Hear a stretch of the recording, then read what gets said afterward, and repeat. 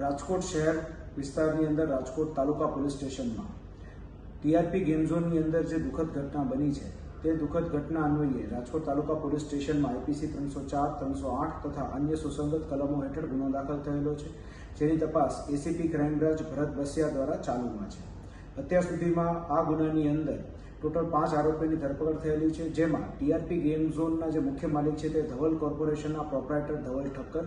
તે ઉપરાંત અન્ય પાર્ટનર્સની અંદર યુવરાજસિંહ સોલંકી, રાહુલ રાઠોડ, જમીનના માલિક કીર્તિસિંહ જાડેજા તથા ત્યાંના મેનેજર નીતિન જૈનની ધરપકડ થઈ ચૂકેલ છે અને તેઓના રિમાન્ડ પણ મેળવવામાં આવેલા છે.